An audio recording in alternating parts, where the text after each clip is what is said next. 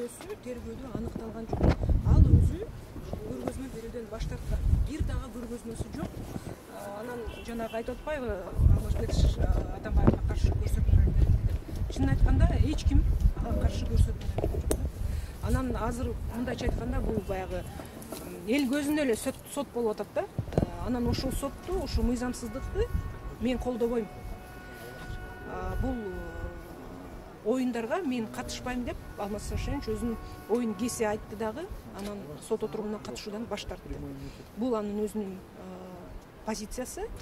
Анан эми аны дагы күч колдонуп алып келүүдө, мисалы, мыйзамда так жазылган жок деп мына жактоочулар айтып атат да.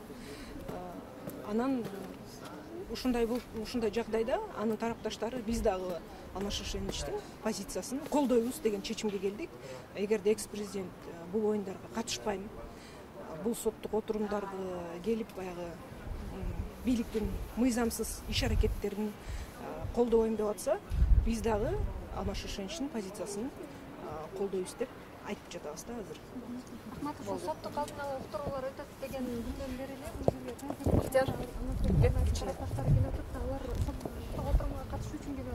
алар эми мындай деген болду да, балким баягы айтып калбады биринчи күндөн бери. Балким Алмаз Атамбаевди күч менен алып келип мажбурлап алып келип калабы, алып келип калса дагы деген ой менен эле келишти. Бирок чындыгында жана мен айткандай жактоочу айтып жатат, мыйзамда мажбурлап алып келүү тууралуу эч кандай берене жок деп. Анан Алмаз Шишеновичтин өзүнүн позициясы болуп аткандан кийин ал келбейм, бул мыйзамсыздыкты колдобойм деп аткандан кийин биз дагы анын позициясын колдоп, экинчи бул соттук отурумдарга келбейбиз. Мени ошо өткөн жумада кичине баягы нелер болду. Кайра суракка чакырып, беттештирүүгө чакырып, анан ушу бир жагдай жаралды, балким ушу күбөдөн шектүүгө өткөрүп коюп, анан башкаруу чарасын карап коебу деген.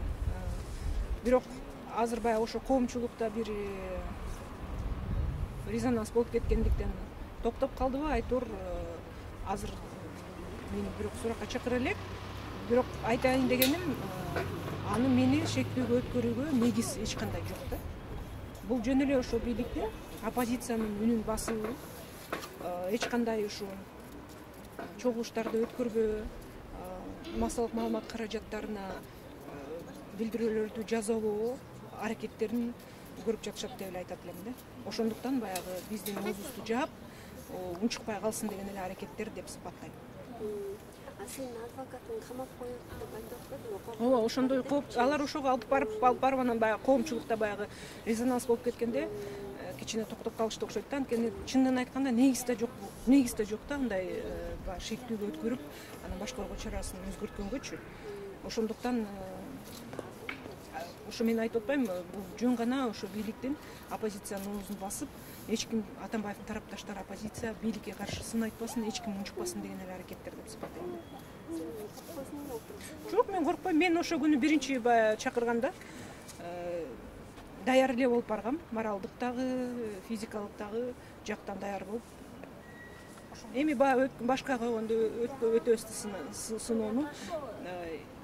Мен билем, биз тарапта чындык, биз эч кандай мыйзамды бузган эмеспиз. Биздин эч кандай күнөөбүз жок.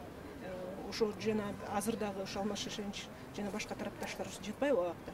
Аларда эч күнөөсү жок эле жатат да. Бүгүн өзүңүздөр билгендей, Фарид Ниязов билдирүү таратты ачык кат. Ошо мамлекеттик комиссиянын мүчөлөрүнө. Ал дагы ошол жерде суроолорду берип жатат да, ошо канчалык ошо мыйзамдуу болгондо ошо аракеттердин баары билип.